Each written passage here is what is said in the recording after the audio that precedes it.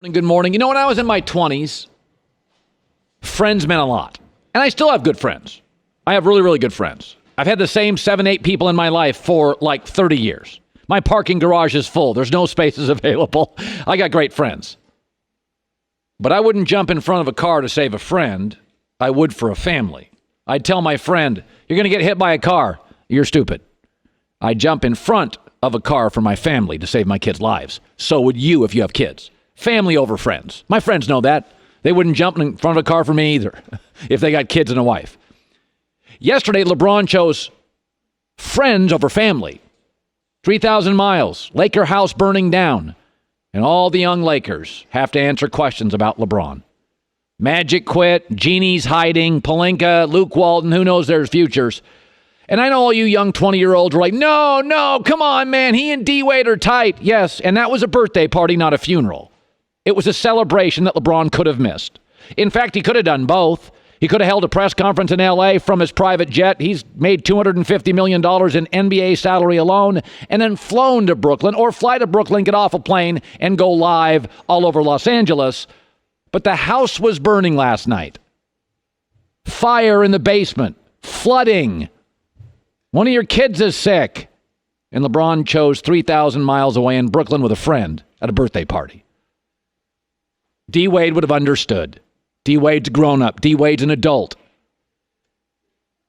Does LeBron get this? Does LeBron's guys, do they get this? The symbolism? The optics? LeBron with his superstar buddy. Hasn't that been the knock all year on LeBron? Hey, dude, you may want to put one of your teammates in one of these 38 projects. He's with his superstar buddies, disengaging once again. If I told my wife, if we had a crisis in my house, one of the kids was in the hospital. We just had police. We had a break-in. And I told my wife, I love you, baby. My friend's having a birthday party. We are tight. I'll get back. She would change the locks on the doors, and she should. Family over friends. And here's the big problem. LeBron considers D-Wade family, not the Lakers. So in LeBron's mind, he did choose family. And that's why this year has been an utter disaster. He has never committed to his teammates. He's never committed. And once he got hurt and was no longer playing with them for 3 hours a night, he had no relationship with any of them. Yesterday, they're all standing up there, the Kyle Kuzmas, the Lonzo Balls, the Josh Harts, the kids, and they're answering questions about LeBron James. Not right. Family over friends. Yesterday was a perfect moment for LeBron to swoop in, put on the Superman cape, and all the critics like me who have questioned his leadership hold a press conference 20 minutes at LAX as you're getting on the jet. Call the local sportscasters. Call the local radio. Do live for 15 minutes and say, hey, I didn't come here just for magic. I came here to win championships. I came here for the Laker fans. I came here for the brand. I came here for the community. I'm going to live here the rest of my life. We good here. Instead, I got a birthday party 3,000 miles away. Which, of course, Dwyane Wade would have totally understood, because Dwyane Wade, one of the great things about him, he's always been about family first. Left briefly to Chicago, felt guilty, got right back. Family matters. But in LeBron's world, Chris Paul, Melo, D-Wade, they're family. Lakers, these are my friends, kind of, you know. And that's why this has never worked. And that's why it will not work here unless LeBron puts his arms around young guys. Yesterday was a great example and a great opportunity for LeBron to talk about the future. And instead, he's 3,000 miles away celebrating the past. Isn't that been the problem all year? Remarkable. I mean, just, by the way, I love D-Wade. I used to love LeBron every day. You listened to me for 9 years. And I think Dwyane Wade's final game is awesome. It's great and should be celebrated. But yesterday was the biggest Laker crisis in maybe a decade. If for no other reason, the symbolism and the optics were terrible. and they could have easily been saved.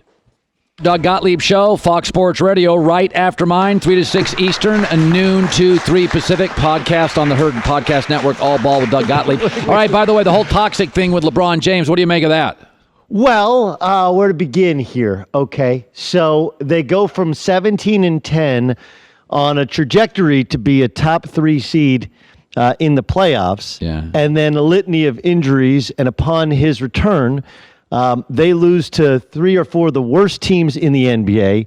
He doesn't sit with the team. During injury, he didn't work out with the team.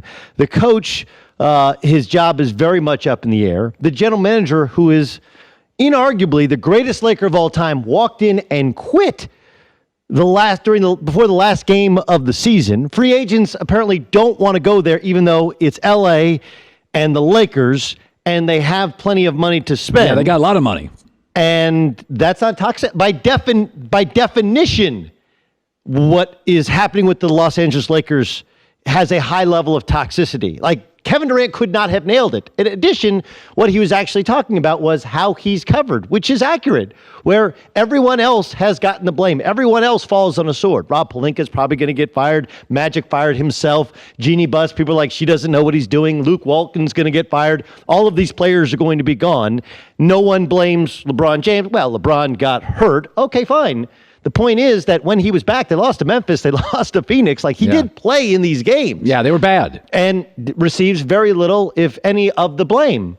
It's toxic. It's a toxic environment, and it wasn't toxic before LeBron James arrived. They created a space for him to create a new team. So Kevin Durant nailed it, and that's the main reason why players want to stay away. Kyrie Irving didn't dislike playing with LeBron James.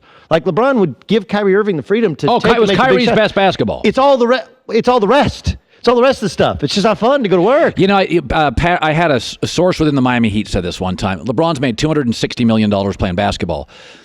And one of the Miami, I heard this before LeBron left Miami, that they said, LeBron's guys are working you for every nickel. They think you're fighting him. And it's like, bro, we're all family here. You don't argue about nickels and dimes with family. We're all good here.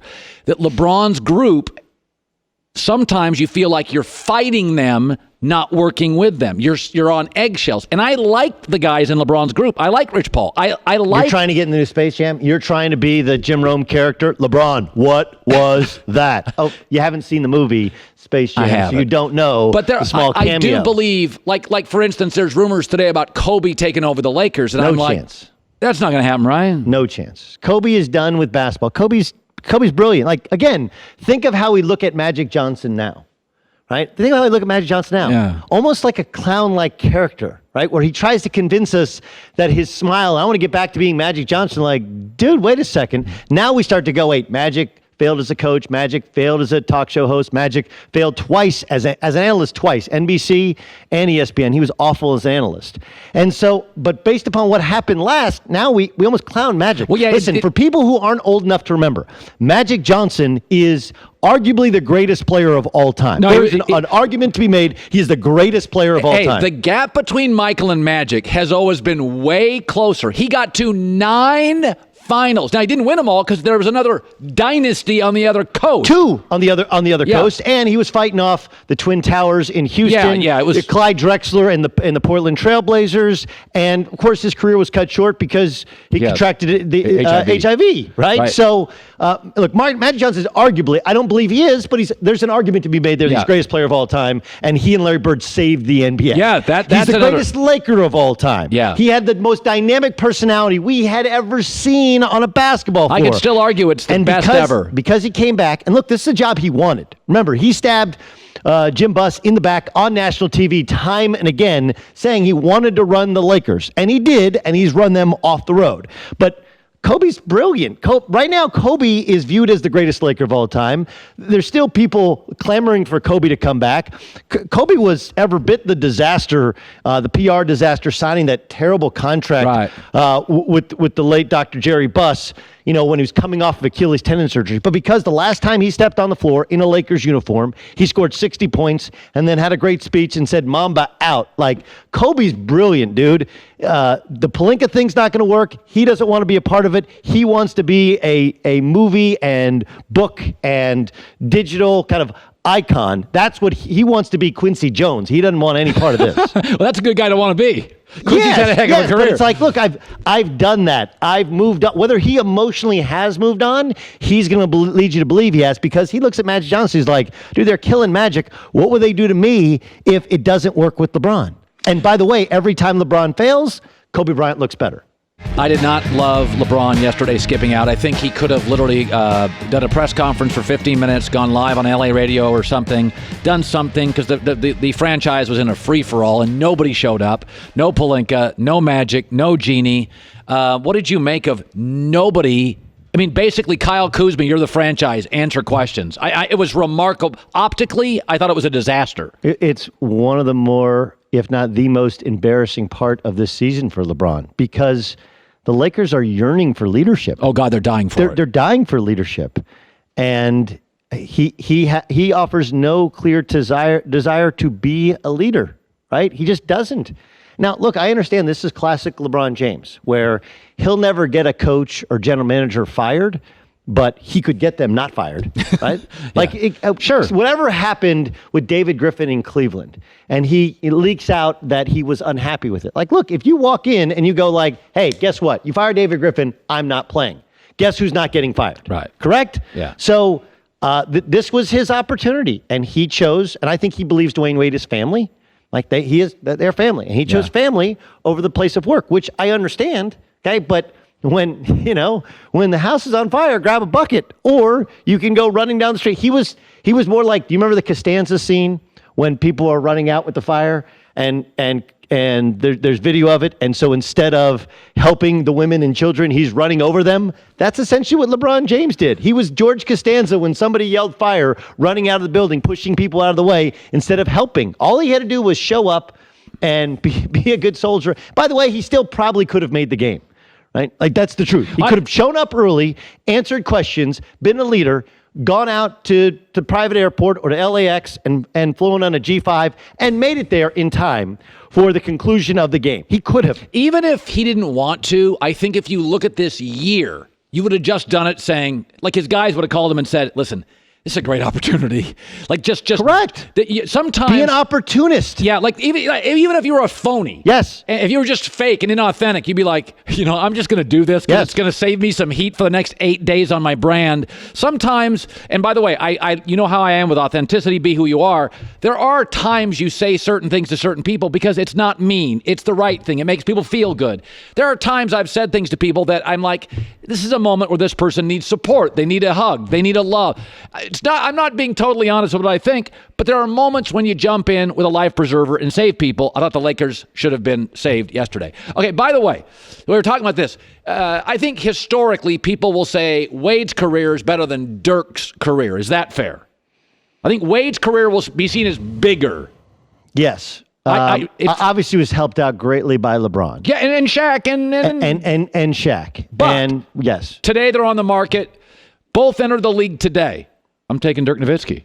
I'm taking Dwyane Wade. Oh, and I'll tell you why. I want to hear this. Well, look, there's a reason that Dirk, who is a great player and one of the top 2 or 3 foreign-born players, maybe the best ever European-born player to ever play in the NBA. I think so, yeah.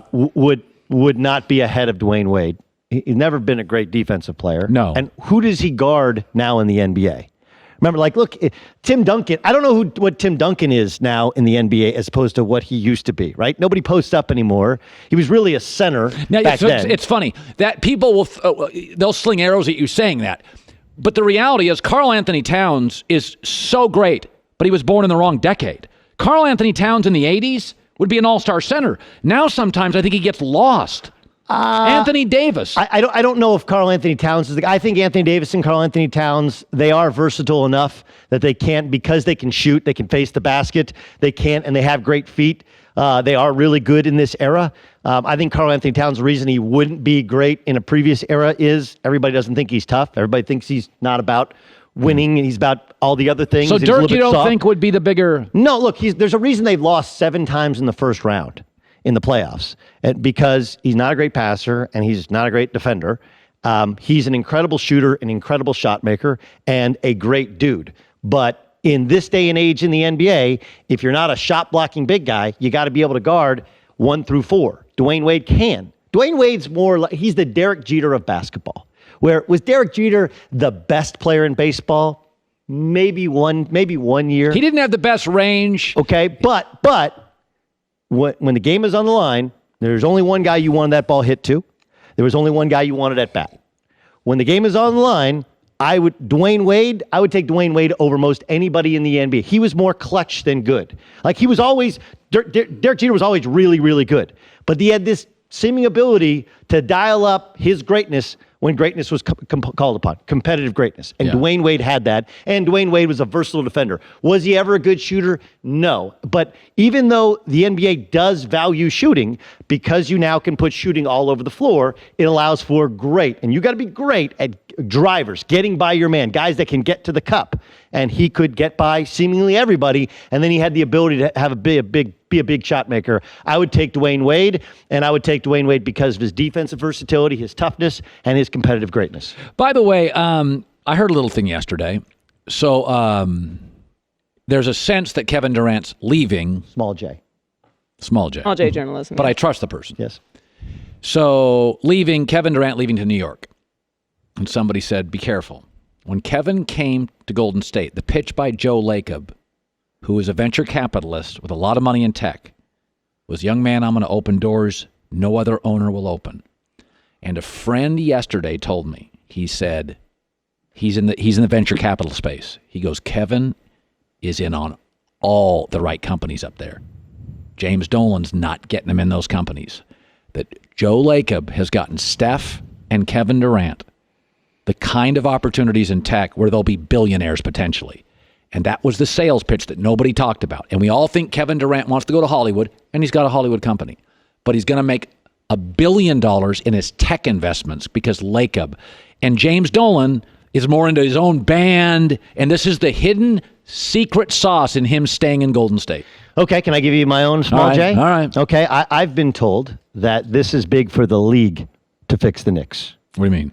The league, the NBA, needs Kevin Durant with the New York Knicks. Remember, his business partner, who's gotten him in all those business deals, is Rich Kleiman, who's based in New York City. And remember, the New York Knicks have black president, black general manager, black head coach. And even though James Dolan is roundly despised in the business, he really has nothing to do with the basketball business. And the guys that do are all really well respected within NBA circles and in Mills, Fizdale. Yes, okay, and with the head of the NBA. And so I while all of that makes sense, and being in the tech center of the world does all make sense, and they're moving to San Francisco, all that's great. The fact is, the NBA needs the New York Knicks to be fixed. The NBA needs... Yeah, but Adam Silver can't have his hands on that. He doesn't have to have his hands on it, right? No one has to have their hands on it. It's just a general sense of, like, look, we want this to work. We need this to work. It all makes sense that it works. And the guy who fixed the New York Knicks, okay, the guy who takes them back to the promised land, which they haven't been since the early 1970s, will think about Linsanity. 2 weeks. That's all it was. I know. 2 weeks, and he was a legend. Imagine Kevin Durant. I think the sales pitch is even greater, and he still has those business ties with Rich Kleiman, who's his partner in crime. He has the TV show with him, and he's based in New York City. Kevin, it's very nice weather in the Bay Area.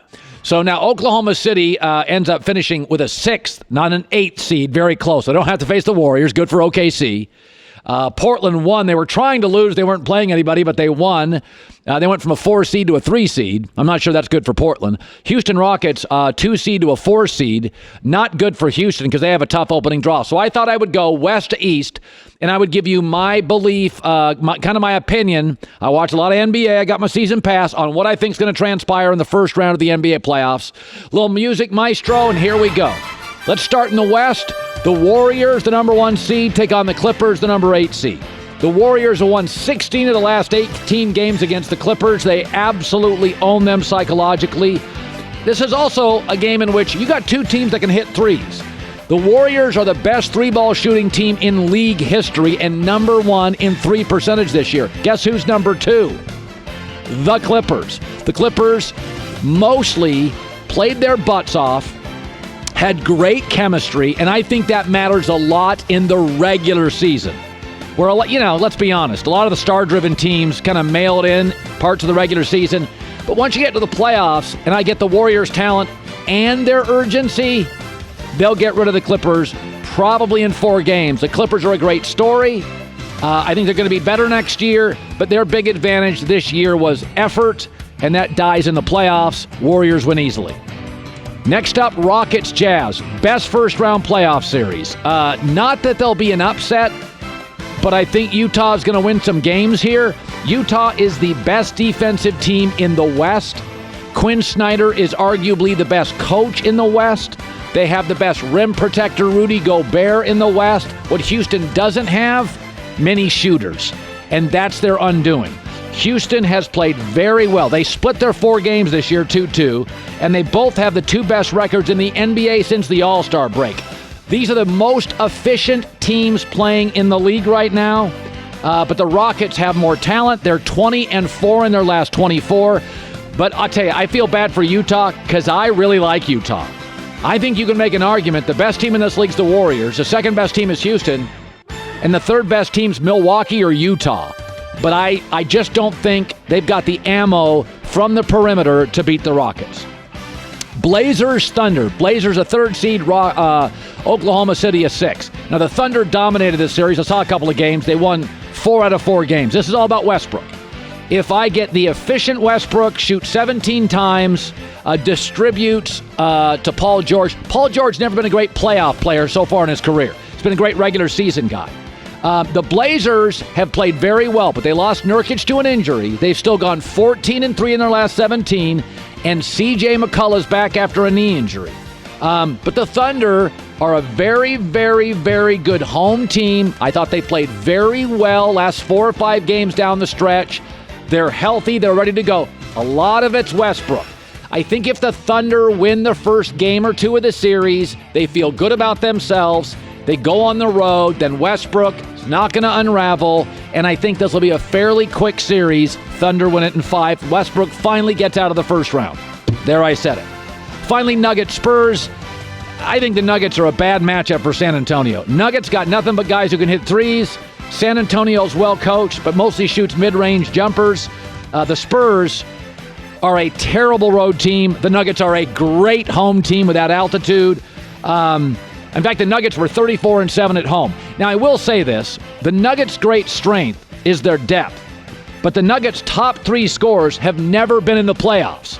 So there's a chance here where you're going to get a veteran coach against a young coach and a veteran squad against the young squad, and this gets a little uncomfortable. I think Game 1 in this series is big.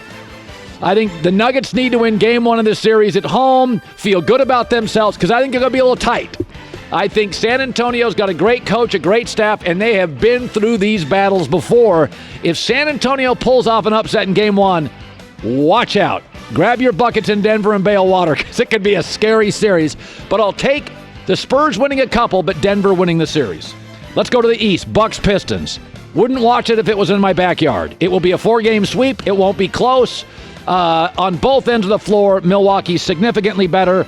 The best rebounding team in the league is arguably Milwaukee. Best defensive team in the league is arguably Milwaukee. The Bucks swept the series.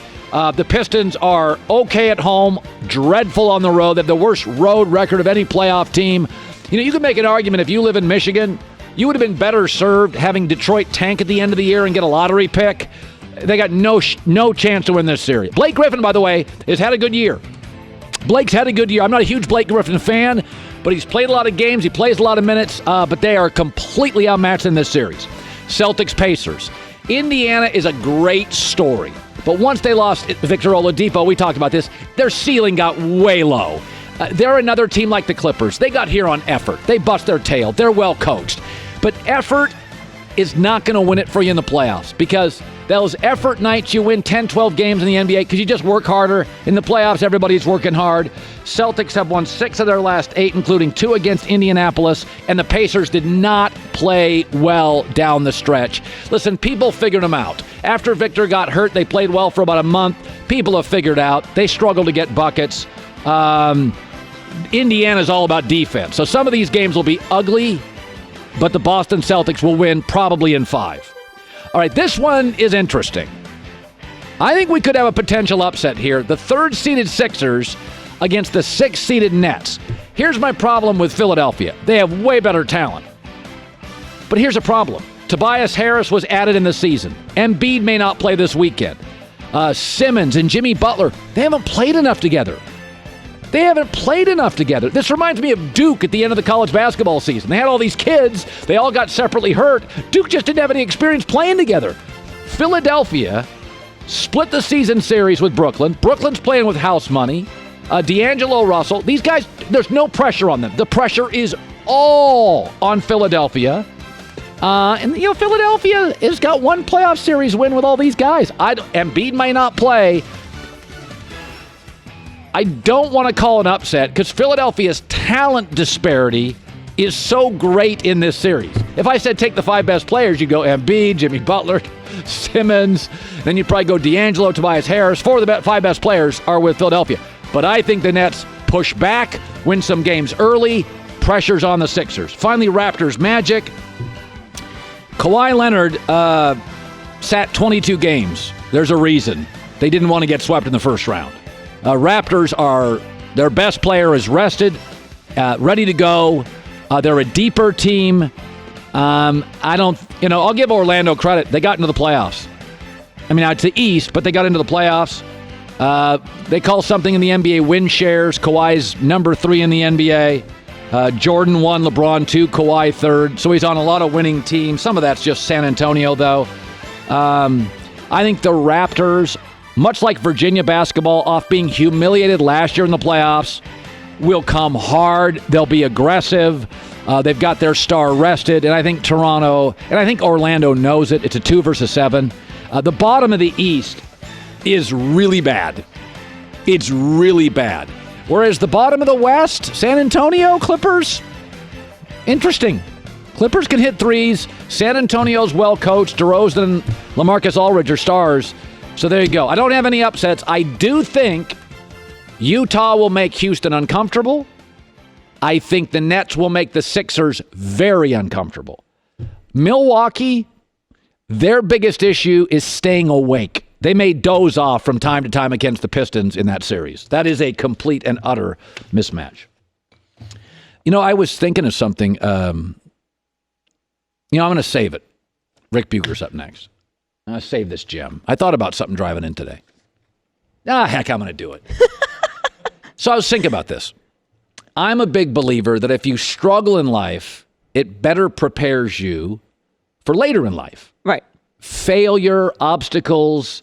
Both of us, we haven't discussed this a lot, but I know enough about you, and your life wasn't perfect. You've had battles, and it's made you tough. You're tough. Somebody asked me about a couple years ago what I thought of Joy, and I said, Joy's tough.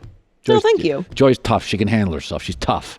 And that's a big thing for me, because life's about, and I didn't have a perfect childhood, blah, blah, blah. It's interesting. Magic got a lot of heat, right, this year in basketball. He quit. I want you to think about this. Magic's basketball life. I don't want to talk about his personal life. I'm just talking basketball. High school All-American, goes to Michigan State, wins a title, number 1 pick, joins Kareem and the Lakers, wins a title. It's been a lot of success. Not a lot of basketball court failures for Magic.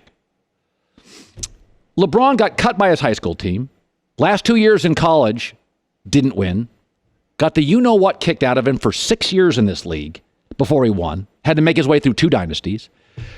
Won, went to baseball, failed. Came back, won, then went to Washington, failed. And has struggled for Michael Jordan, despite all the 6 for 6, has had nothing but obstacles to overcome. Michael gets laughed, mocked. We roll our eyes at his GM moves, at his ownership stuff. Magic's basketball life has been virtually a book. High school All-American, college title, #1 pick, join Kareem, best brand. Not a lot of basketball court struggles. As great as Michael is, cut. 2 years in college, didn't win. Wasn't the #1 pick. Had that chip on his shoulder. 3rd pick. Beat up, physically, mentally beat up. Coaches fired. Celtics beat him up. Pistons beat him up. Then he wins, goes, tries baseball. Sports Illustrated media laughs at him. Is that Magic's had such a great basketball success story. This failure as a coach and as a president, it's hard for him. I think it's hard. Basketball and Magic's just success. Michael Jordan, despite his basketball success, man, there's a lot of failures in there. There's a lot of, you're not good enough. You can't beat them. You get knocked to the ground. You get drafted 3rd. And it's just funny. I was driving to work today and I was thinking, man, if you wrote a book about just basketball, I'm not talking about personal life, just basketball. Magic's a story. Michael's career is a road. And there were a lot of potholes, and he overcame a lot of them and was told no a lot and lost a lot and beaten up a lot. And I think it's created this thing with Michael Jordan where he's got a real resilience running Charlotte. Michael's road is way tougher than you think in basketball. It's been way tougher than people think. And it's created a little bit of a nastiness with Michael, a toughness. I mean, I've known enough people, and I would tell Michael this to his face. His Hall of Fame speech was petty. It was like... I told you, sometimes you got to wait all the way to the end to get him. It's that Andy Dufresne line. Remember that Andy Dufresne line when he had to go through the tunnel to get out? That tunnel for Michael was a real thing. Here's Michael Jordan's Hall of Fame speech. Do you remember this?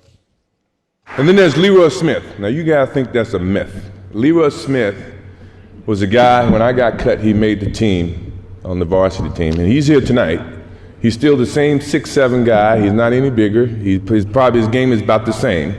But he started the whole process with me because when he made the team and I didn't, I wanted to prove not just to Leroy Smith, not just to myself, but to the coach who actually picked Leroy over me. I wanted to make sure you understood you made a mistake, dude. And it's still part of Michael. All those failures. It's so good. I mean, I'm telling you. I mean, I think sometimes we forget, how great Magic was and how perfect it was. His nickname is Magic. He literally entered the NBA and they're like, who's your center? Kareem. I mean, Kareem was like the unstoppable force of the league. Jamal Wilkes. Then pretty soon, it's the Lakers. The Bulls were terrible when Jordan got there. They were terrible. They were a laughing stock. Okay, Ric Bucher's live again. We flew you up a couple days ago or yesterday, and you're just doing nothing but working for us. So you've got first of all, LeBron not there for the exit interviews. I would have liked something on camera, some connection as his house was on fire, not using smoke inhalation as an excuse to go to Brooklyn with D. Wade. He just disappeared. I didn't like that. Did it bother you that he wasn't there for exit interviews? No, because he's closer and has done more with Dwyane Wade than he has with the Lakers. What about his current team? There will be an opportunity for him to take the stage and lead them out of the burning fire. The fact of the matter is there's only one time that his good friend, the guy that he's won championships with, the guy that he's ridden banana boats with, is going to play his last game in the NBA. So I fully understand. Birthday party. Nonetheless, it's a priority, and I don't fault him for that. There's going to be plenty of time this summer if LeBron wants to take that mantle that he can. I don't think he will. I don't see him stepping up and saying, follow me, I'm going to lead you out of this. But nonetheless, the fact that he didn't choose to do it now and he chose Dwyane Wade's last game, I'm not going to fault him for that. Okay, there was this sense. Jeannie Buss was not around when Magic stepped to the mic and kind of rambled for an hour. Yep. You have some interesting thoughts or information on that it did not break Jeannie Buss's heart to see Magic step down. I firmly believe that this is what she anticipated happening. Now, The timing that he would do it impromptu and that he would do it without a press conference probably caught her a little off. But the fact of the matter is, they were not attracting free agents. They had nobody coming. And that was the one reason that Magic Johnson was in the position that he was in. He wasn't expected to do the day-to-day. He wasn't expected to run the office. He wasn't expected to grind things out. He was expected to be the guy who could bring in the second big name. And that wasn't happening. Paul George didn't give him an interview. The one big name, and it goes back to what Magic said about D'Angelo Russell. I mean, he basically kicked him in the teeth on the way out. I need leaders, and he's not a leader. The players in the league today, you and I remember Magic as the legendary player. Players in the league today think of him as a part owner of the Dodgers.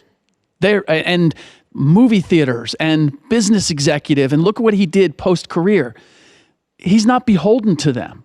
So when he said that about D'Angelo Russell, they're like, who is this guy saying that about Russell, 19 years old, and you're going to do a guy like that? Like, there's no connection there. Jeannie knew that. Look, keep in mind, Jeannie, she was not seeded this franchise. It was given to her brother. She ended up knocking her brother out of that seat and taking over the franchise. The idea that she would tell Magic, you can't do this, and she wouldn't know what the reaction would be, I'm not buying that. She's Khaleesi to me. Game of Thrones, she's the mother of all dragons. She has this image of being this nice, sweet woman.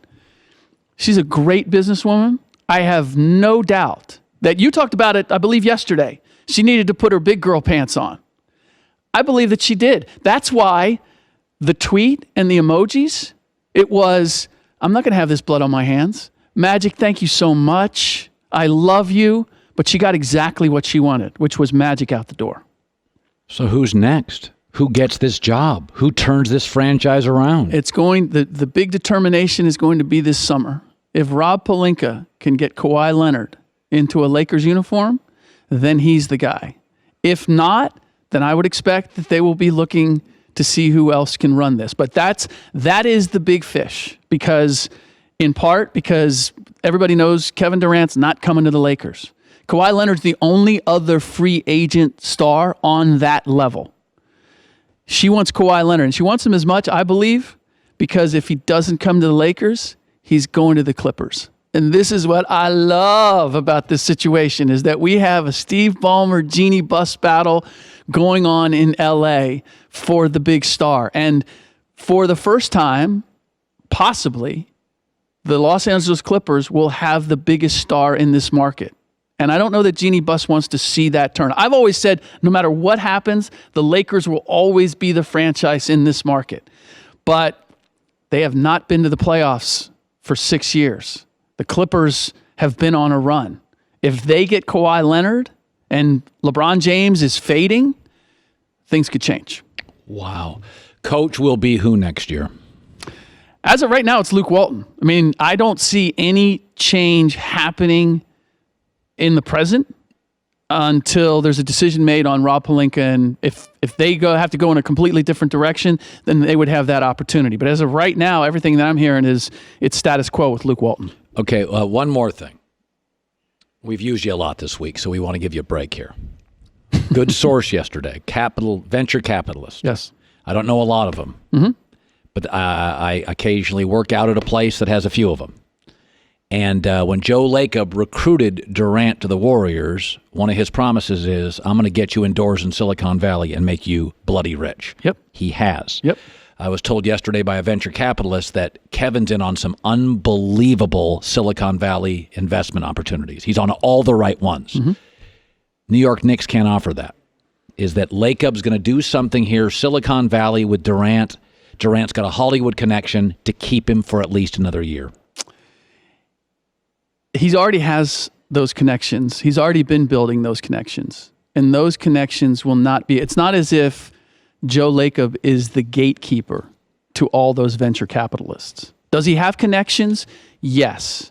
Could he prevent KD from still maintaining the ones that he has or building additional ones? I don't believe so. So I don't see that as the caveat for KD. Here's the other part, is that KD is in competition with LeBron.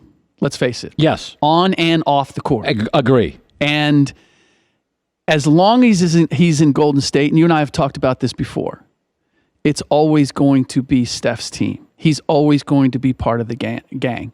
For him to create the brand that he wants and the business presence that he wants, yes, he needs to have his own city. And there's a big one waiting for him. All right. Hey, good job this week.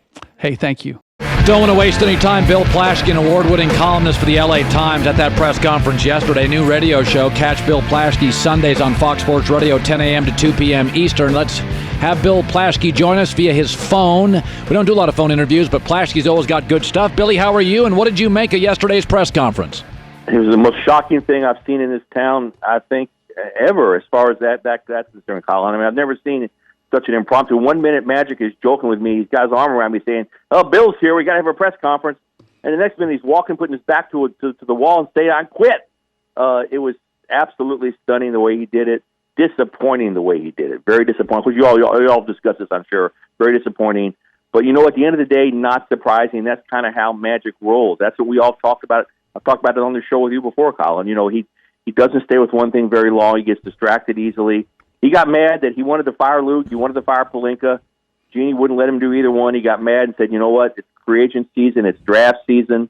It's, changing the team season. I don't want any part of that work. Forget it. I'm out." By the way, should they go outside the Laker family? Oh, yes. Oh, please. Oh, my goodness. And that's the scary thing now moving forward, Colin. I think Laker fans are kind of on the edge of their seats because right now there's a chance Jeannie doesn't do anything. She leaves Rob Pelinka in charge, gives him more power. That would be the absolute worst thing she could do. She needs a fresh look on this. No more family, no more friends of family, no more Laker connections. Get a young, sharp, outside mind. And I believe you said this on your show yesterday, and I wrote it in my column today I know they need an Andrew Friedman. They need what the Dodgers got in Friedman. They need a new look on this team. But it's scary, Colin. Right now I'm hearing that she may not do anything. And that would be dereliction of duty, if you ask me. Magic and Rob Pelinka, nice pictures. We thought they liked each other. No, we did, Colin. You knew they didn't, Colin. We all knew they didn't. And Magic just came out and said it. Whispers and backstabbing. Oh my goodness. Yeah, and Jeannie. I love his passive aggressiveness when he says, "Well, now the bad thing is Jeannie doesn't have anybody she can trust in there anymore." What does that say about Pelinka? Wow. I think we knew this, right, Colin? We just didn't realize it was so. We didn't think Magic would actually admit to it. Okay, Mark Stein just tweeted Sacramento would be interested in Luke Walton. I think he'd be a great coach, like at an Arizona if they had an opening. College. What do you make of Luke's future? Well, I think if he stays with the Lakers, he's going to need to upgrade his coaching staff. I think that's what they're going to want to do. And and I know you don't agree with me, but I do think he can be a good coach. I think he can be the right coach. He connects with the young players. He just needs help on the bench if they give it to him. But I think more than anything, they need an adult in the room to make that decision. They need to get somebody in here quick to make that decision, to decide on Luke, to decide what moving forward. I can't imagine if Luke were to leave, Rob Pelinka's going to hire the next coach. Are you kidding me? I mean, I don't think anybody has any faith in anything that's going on in the front office right now. This is on Jeannie. We all love Jeannie. She's great. But she has to show she can run it better than their brother that she overthrew, and she hasn't shown that yet. So this is on her. Monty Williams, Ty Lue. There's a lot of names out there. I guess the LeBron trade thing, that's not really on the table, right? Not yet, but I do think that if they don't get anyone this summer, and remember, this is where Magic's loss hurts them, because he's the voice, the face in the room. He's the giant presence that can recruit. Obviously, as we know now, he didn't really recruit LeBron. LeBron just kind of came here, fell in his lap. Right. But he's going to have to do whoever recruits this next free agent. Without Magic, how do they get somebody here? If they're sitting there July 15th and they get no big free agent and they can't trade for Anthony Davis and LeBron's sitting there, and Laker people tell me they believe he's got one more year left of a championship caliber season in him, why not trade him? But I don't think you talk about that yet. But I do think that can be on the table down the road. It depends on what happens this summer. Absolutely. Were you bothered that no central figure commented. No leader stepped up to say anything yesterday. How can they do that? And everybody in town loves the Lakers, and they love the family business, and they love the buses. But at some point, you've got to be accountable. You've got to be transparent. You just lost your most visible icon of the franchise. Just walked out of the front office, and yet who talks yesterday? Brandon Ingram talks yesterday. Kyle Kuzma talks. All the 20-something young kids have to face the music. Pelinka doesn't talk. Jeannie doesn't talk. And both were requested to talk. Very disappointing. It leads into the dysfunction, and at some point, it's going to hurt the brand. And I know everybody says nobody's ever going to topple them, but the Dodgers are much more stable than them right now. Oh yeah, much more stable. At some point, it's got to hurt the brand. It has to hurt the brand. These people spent all these big money for LeBron James and Magic Johnson, and have gotten neither one of them. Yes, I'm very disappointed. Again, this is on Jeannie Buss. Show us. She needs to show us. She had this big deal when she got rid of her brothers and the power coup and the power struggle, and she wins, and we're all cheering for her. Well, show us you can do the job. Now that you got the job, do it. Do the job, Jeannie. Do your job. Bill Plaschke, new Fox radio show. A couple minutes with us, which I always appreciate. Bill, love your stuff, LA Times. See you everywhere. Thanks, buddy. Thanks, Colin. See you, man. Yeah, so an update on that stuff. Yeah, it's just a weird press conference. Holy Lord. So Sam Amick, our friend, says, can confirm with Woj, reports Kings GM Vlade Divac will fire his coach today. Laker coach Luke Walton, if available, is the clear frontrunner. Former New Orleans coach Monty Williams, also a candidate. Monty Williams' name came up here in Los Angeles. Supposed to be a great dude. Great dude. I don't think Luke is going to be fired. I don't think so either. That's crazy. Yesterday, I hosted a Lakers show. I didn't even do a national show. I just did a Lakers show. In the last couple of days, that's just the story in the country. I mean, I don't talk golf. It's not our fault we're in the center of the sports universe. Yeah, I can't help it. Big things are happening. I thought he made an interesting point, though, that, we've had an 8-10 year run in this country, a pretty good economy, good corporate America economy. So people have a lot of money flush. Rams are rolling. You got the Chargers in town. You got 2 soccer teams. The Dodgers are an incredibly well-run organization. You got mountains, the beach, shopping, a lot of things to do in L.A. Clippers now viable. At some point, doesn't it hurt Laker business? It's just a mess. I mean, listen, people have to make choices. Everybody in L.A. is not rich. I got news for you. That's nice. Just like there's a lot of regular people going to Laker games. At some point, they got to get this thing straight. It's a mess. Chris Broussard's upset with me because I'd said earlier today there was a Twitter poll that had the Cleveland Brown fans as the number 1 fans in the NFL, and I said it was a Twitter poll, so what it really was is most insecure fan base rushing to Twitter to say, we're the best, whereas Steeler fans are like, we're the best. We don't need to rush to a Twitter poll. I represent the land. The land. I represent the land. All right, and I grew up an avid Steelers fan. Loved them. Steel Curtain, Lynn Swan, Franco Harris, all that. But Cleveland fans are terrific. Cleveland Browns fans are the best. The dog pound is out of this world. And here's the difference. You mentioned the Steelers. You mentioned Green Bay. Being a Steelers or a Packers fan is like dating the homecoming queen. Everybody wants to date her. She's beautiful. So, of course, you're there. You're loyal. You'll sit through the bad weather, wait for her outside while she's getting her makeup on and to take her out on a date. But being a Browns fan, that's like dating the ugliest girl on campus, and you sport her like a champ. You walk into the cafeteria arm in arm like you got the best-looking girl in the world. Who's more loyal in that scenario? The guy with the ugly girl. He doesn't care. He just loves her for who she is. That's the difference. We love the Browns for who they are in the land. Can you get over the land thing? I like the land. I think that's one of the freshest city names out there. My whole life, it was never called the land. Like an hour ago, it's like suddenly it's the land. Who came up with that? I got you. My scenario was great. You had to agree with that. Well, I think there's something to be said about fans. That's why I put Buffalo on the list, because I do think there's something about sitting in lousy weather when your team's not very good. And Buffalo, outside of the Jim Kelly era, has not been very good. But we didn't have a Jim Kelly era, though. Cleveland didn't have Brian Sipes and Bernie Kosar era. I remember Brian Sipes as a kid. He's pretty good. Kids and all that. Bernie. Yeah, we got close. Ernest Biner, the fumble and all that. Yeah, the Jim Brown era. I wasn't around then, but he was. Yeah, all right, let's go. Before we get to the Lakers stuff, I want to break down. I'm going to go playoffs. Wait, no, let me do the Laker thing first. Because I want to get to something. I want you to offer clarity to the audience. Yesterday, I think LeBron should have said something. I think somebody should have said something. Nobody said anything. Nobody. That doesn't feel like a grown-up business. No, look, LeBron, you're right. He should have spoken either after the game Tuesday night or early Wednesday morning. Something. I agree. However, what's worse is that Jeannie Buss and Rob Pelinka didn't say anything. Who's running the organization? I've been talking to people around the league. When they showed up, what was it, Wednesday morning after this, nobody knew what to do. Nobody knew what to do. The Lakers are run like it's 1983. They're a mom and pop operation in a league full of corporations. They're behind in terms of scouting. They're behind in terms of analytics. They're behind in terms of all the technology. You would never think that because they're the glamorous Lakers, but they've been running on talent. When Shaq and Kobe were there, they ran on the talent of those great players. And that's what they're still doing to this day. And look, there are people that feel like Rob Pelinka orchestrated a coup to get Magic out of there. Okay? Because now obviously he couldn't force Magic to resign, but Magic referred to all the backbiting, the backstabbing. That was clearly a shot at Pelinka. No question. And throughout the organization, Rob would go all over. Where's Magic? Have you seen Magic? Magic's not here.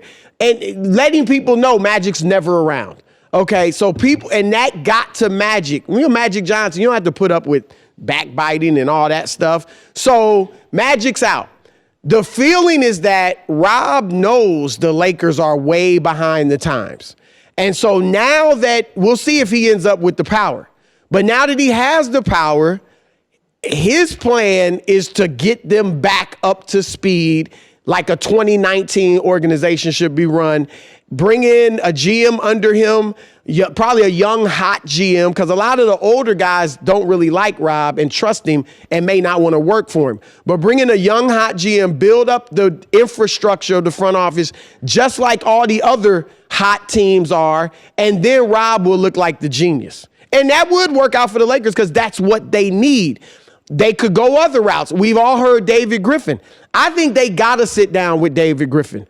But David Griffin will probably have to be the president and be able to do whatever he wants. He has LeBron's trust. He knows how to work with Rich Paul. And I'm not saying you don't turn the organization over to LeBron and Rich, but you do have to have their trust. So I think they should look at him. Obviously we threw out Jerry West and Masai Ujiri in Toronto, guys like that. But that is what a lot of people are thinking now. Rob, if he stays, he's going to build up this infrastructure the way it needs to be for modern day NBA basketball. Here's the other thing. Kobe Bryant he doesn't want to be the president or the GM or anything like that. Okay. Mm-hmm. But Kobe Bryant has Jeannie Buss's ear, unlike very few people have. She essentially chose Kobe over Magic. Oh. Which is incredible, being how close her and Magic were. Magic, I believe when Magic and LeBron sat down for that 3-hour meeting a few days ago, Magic was like, I want to get rid of Luke and I want to get rid of Rob Pelinka. And then he went to Jeannie to talk about it. And Jeannie, as much as she wanted Luke, she would have let him do that. She was not going to let him get rid of Rob Pelinka. Why? Because of Kobe. So Kobe will always be behind the scenes. Not that he's trying necessarily to manipulate the situation, but she trusts Kobe. She loves Kobe. She's going to go to Kobe. What do you think about this trade? What do you think about hiring so-and-so? What do you think? And Kobe's going to have a say. The thing is, he's going to have a say removed from the day-to-day operations of what's going on in the league and the NBA. So he won't have the context to know all the other things going on, but he's just going to share his opinion. I don't know that anything's going to get done with the Lakers without Kobe kind of signing off on it and Jenny thinking Kobe's with it. So they need to upgrade. They need to... The mom and pop in a corporate world. That's what they are. That's what they are. All right, let's go through the playoffs real quick here. Let's start with the Western Conference. Warriors 1 seed against the Clippers 8 seed. No upset, right? Both shoot threes well. No, Golden State. Okay. Rockets, Jazz. Jazz are very efficient, may be the Boston of the West, well-coached, rim protector, can't shoot much. Rockets win? The Jazz are scary because, as you said, rim protector. So what does Houston do? Threes or at the rim? Right. The stuff at the rim is going to be tough. If they run Houston off the three-point line, like San Antonio's done in the past, run them off the three-point line and make them drive, they're not going to stop at 15 feet and pull up. They're going to go all the way to the rim, and then you got Rudy Gobert, the best rim protector in the league, right there. So they can be tough, but I'm going with Houston. I just don't think the Jazz have enough shooters. They're not ready, right. Thunder, Blazers. Thunder dominated the series. Westbrook get out of the first round? I think he does. Yeah, I like the Thunder in this one. Just partly because I think the Thunder do have a lot of talent, obviously, even though they kind of ended the season in a spiral. And Portland's just banged, obviously. C.J. McCullough had a knee injury. He's back, not 100. Nurkic is not there. So, yeah, they're going out again in the first round. Okay, Nuggets can shoot, and they're deep, but their three best players have never been in the playoffs. Chance the Spurs upset the Nuggets? I got the Spurs. I got the Spurs pulling off the upset, and probably in 6, because it's going to be tough to go there in a Game 7 and win in Denver. But I think the Spurs – look, Jokic is the best player on the floor. But the next 2-3 two, right, are LaMarcus and Aldridge and DeMar DeRozan.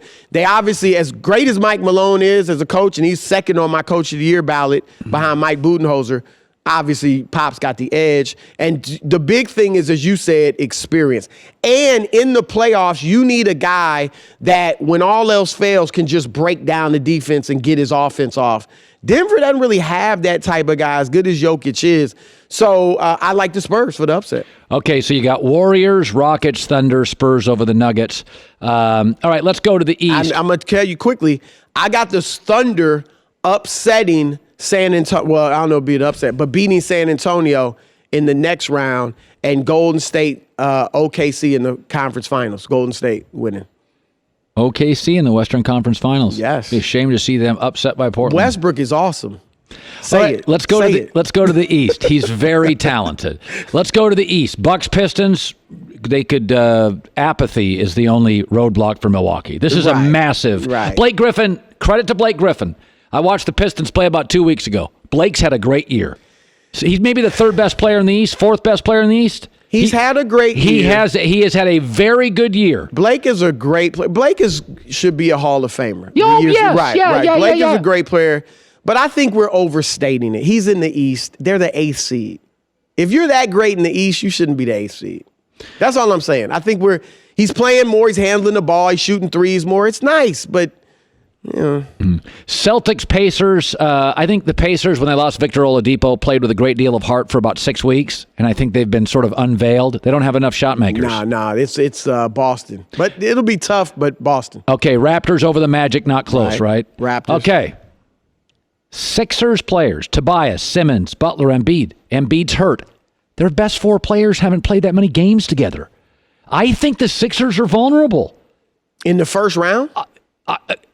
Do you know what you're going to get from Tobias Harris and Ben Simmons? Are you sure Embiid's not going to play this weekend? They're beating Brooklyn. They're beating. Now, I agree. It's the fact that Embiid is questionable, that bothers you. But they'll beat Brooklyn. It might go 6. I think it's Brooklyn going to be is well coached, obviously, and they're a little house machine. Little house money. I get it, but none of them have been there either. And there's got to be, I don't care what they say, there's got to be a sense of, we made it. They're satisfied. I get it. And D'Angelo Russell's your leader, and he's had a great year, but I'll take Philly over. I will too, but I think it's uncomfortable. Yeah, if Embiid doesn't play, if this goes further, they don't have a lot of shot makers. If No. Redick's not hitting, the only thing, if Embiid's not there, and obviously they're not better without him, but you put Ben in the post even more, and Ben can score down there in the post. Oh, yeah. And then it's probably a little better floor space, and everybody's more comfortable with Ben down there low, and you don't have to worry about Embiid on the 3. So they'll get by them. But I'm picking Toronto over Milwaukee in the conference final. What? Because of experience. I hope I'm wrong. I'm pulling for Milwaukee. My 2 favorite teams in the East are Milwaukee and Philly. So I would love to see either of them. Talent-wise, yes. Right, I don't trust. Those are my I would love to see Milwaukee get to the finals because I think their length could really give Golden State some. Well, they're problems. a great rebounding and great defensive team with a star offensive player. Exactly, and I think they shoot the three really well. They could give Golden State some problems. So I hope Milwaukee gets there, but they just have no experience at this level. And Toronto obviously has got great experience with Kawhi and Danny Green. So I'm going with Toronto to win these. Hope I'm wrong.